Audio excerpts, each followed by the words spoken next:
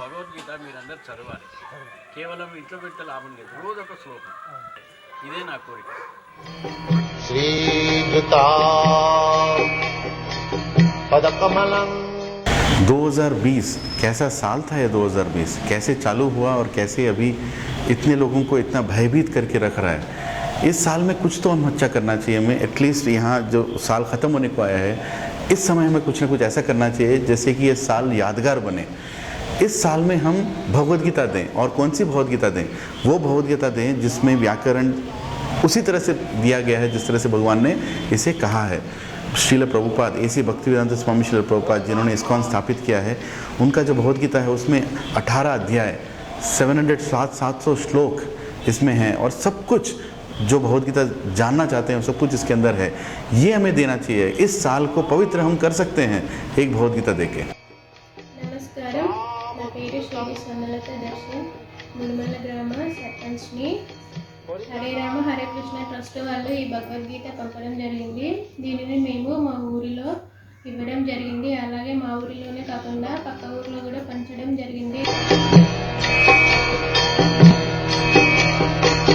శ్రీ రాధా కృష్ణ పదా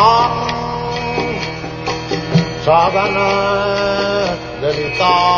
सनातन धर्म, लोग इसके बारे में बहुत कुछ कहना चाहते हैं, लेकिन इसकी रक्षा कौन कर रहा है, इसकी देखभाल कौन कर रहा है, और इसकी देखभाल कैसे करें? सनातन धर्म को किस तरह से हम पूरे देश में बांटें, इसका एक ही विधान है भगवद गीता। जब हम भगवद गीता सभी को देंगे और जब वो भगवद गीता पढ़ेंगे, अपने आप सनातन धर्म का अर्थ भी लोग जानेंगे और उसमें जीने की पद्धति भी वो सीखेंगे।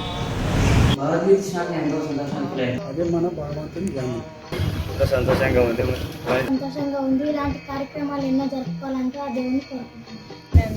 చాలా సంతోషంగా ఉంది. భగవద్గీత పుస్తకాలు వంచినందుకు ధన్యవాదాలు. श्रेष्ठ कौन है, उत्तम कौन है, नायक कौन है? आप ही हैं। आप ही वो नायक हैं जो सभी को प्रोत्साहित कर सकते हैं। ये भगवद गीता में कृष्ण ने कहा है 3rd चैप्टर में, यद यद आचराति श्रेष्ठा तत्तत एवतरो जना सायद प्रणामम कुरुते लोकस्तद अनुवर्तते। इसका मतलब क्या है? कृष्ण जी कह रहे हैं कि हम जब अच्छा कार्य कुछ करते हैं, बहुत सारे लोगों को हम प्रोत्साहित कर सकते हैं।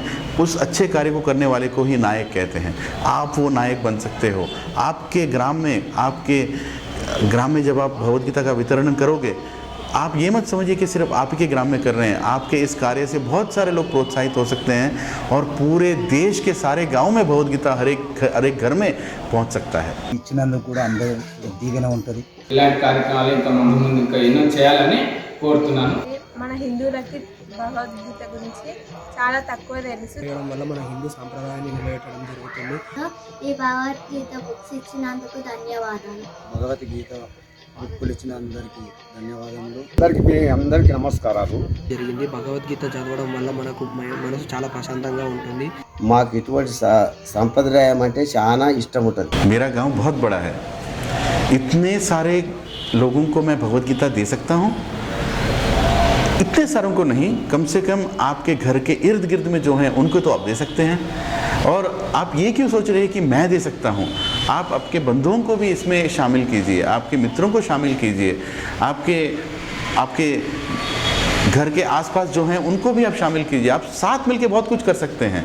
आप साथ मिलके पूरे ग्राम को भगवद गीता दे सकते हैं।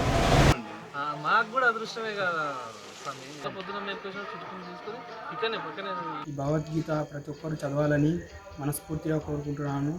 గోడిబాల సర్పంచ్ చేసినందుకు ధన్యవాదాలు. చాలా సంతోషంగా ఉంది.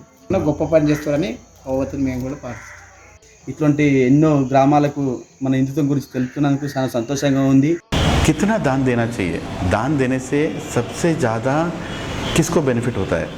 हमें होता है। हमारे हृदय में परिवर्तन आता है, हमारे हृदय में शुद्धता आती है जब हम दान देते हैं।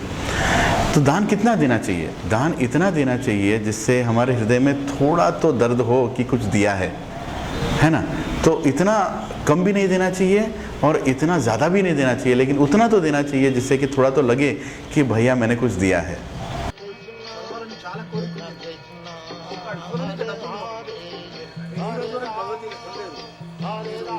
చాలా సంతోషంగా ఉంది. ఇంకా అన్ని రకాల ఆర్థికంగా ఆరోగ్యంగా అన్ని రకాల मैं खुद कभी भगवद गीता नहीं पढ़ा तो मैं किसको कैसे दे सकता हूँ? मुझे देने की इच्छा क्यों होगी? अभी आपको सोचना चाहिए कि आपकी इच्छा अब तक पैदा क्यों नहीं हुई भगवद गीता पढ़ने के लिए। इसीलिए पैदा नहीं हुई क्योंकि भगवान हमसे पूरी तरह संतुष्ट नहीं है। क्योंकि जब वो संतुष्ट होते हैं अपने आप हमारे मन में वो जिज्ञासा आ जाती है कि भगवद गीता पढ़ें। तो हम किसी को जब भगवद गीता देते हैं भगवान खुश होते हैं, और जब भगवान खुश होते हैं अपने आप वो इच्छा जागृत होती है। భగవద్గీత ఇది మన హిందూ సాంప్రదాయం యొక్క ముఖ్యం, మన మత గ్రంథం. దీని యొక్క మర్మాన్ని ఎరిగి మన జీవితాన్ని సుగమం చేసుకోవాలని కోరుతున్నాం. ఈ భగవద్గీతలో 700 శ్లోకాలు ఉన్నాయి. ఈ శ్లోకాలు అందరూ చదవాలని మనస్ఫూర్తిగా కోరుకుంటున్నాను. Every parent and child should read this book. मैं गीता दूं या ना दूं? अगर दूंगा तो वो पढ़ेगा, नहीं पढ़ेगा नहीं मैं नहीं दूंगा। इस तरह से तो कहना ठीक नहीं है। हमें गीता देना चाहिए, और ये हमारे ऊपर नहीं है कि वो व्यक्ति गीता पढ़ेगा नहीं पढ़ेगा। कोई ना कोई दिन तो वो प्रोत्साहित होगा, उसको आध्यात्मिक ज़िंदगी की तरफ उसको आकर्षण बढ़ेगा जब उसके घर में गीता होगा। जैसे कि हमारे घर के बाजू में अगर कोई मंदिर बनाता है तो एक न एक दिन वो मंदिर को तो हम ज़रूर जाएंगे क्योंकि मंदिर वहाँ पे है। इसी तरह से हम जब किसी को गीता देते हैं तो गीता जब उनके घर में होगा तो एक न एक दिन या वो पढ़ेंगे या उनके बंधु पढ़ेंगे। దీని వెంబడి అందరూ సహకరించిన వారికి అందరికీ ధన్యవాదాలు. కరుణాద దర్శన్ గారు ఎంతో కృషి చేయడం వల్ల మేము చాలా వాళ్ళని అభినందిస్తున్నాము. ధన్యవాదాలు తెలుపుకుంటున్నాను. किसको दान देना चाहिए? जिसको ज़रूरत है उसको दान देना चाहिए। लोगों के तो अलग अलग तरीके की ज़रूरतें हैं। किसी को भूख है, किसी को कपड़ा चाहिए, किसी को मकान चाहिए, किसी को धन चाहिए। आप जब ये सभी चीज़ लोगों को देते हैं ये सभी शाश्वत नहीं है। जैसे कि जब आप धन देते हैं वो धन ख़त्म होते ही फिर से धन की ज़रूरत पड़ती है। जैसे जब किसी को भूख मिटाते हैं वो एक ही दिन में मिट जाता है, फिर से अलग दूसरे दिन फिर से भूख लगने लगता है। तो कैसा वो दान है, वो कौन सा उत्तम दान है जिसके देने से ये सारी ज़रूरतें एक ही दम से मिट सकते हैं? वो है भगवद गीता का दान। क्यों? क्योंकि भगवद गीता में कृष्ण हमें समझाते हैं कि हमारे सही ज़रूरतें क्या हैं और गलत ज़रूरतें क्या हैं। जब लोग ये समझ पाएँ कि सही ज़रूरतें क्या हैं और लोग ये भी समझ पाएँ कि मुश्किलों को किस तरह से परिष्कार करें भगवद गीता के ज्ञान से, इस तरह से भगवद गीता जब लोगों के घर में जाता है वो उत्तम दान बन जाता है कि उनके सारे ज़रूरतों को एक ही दम से परिष्कार करता है। ప్రతిరోజు దీన్ని కంపల్సరీగా 2 శ్లోకాలైనా చదివితే మంచి మార్గంలో నడిచే అలవాటు అవుతుంది.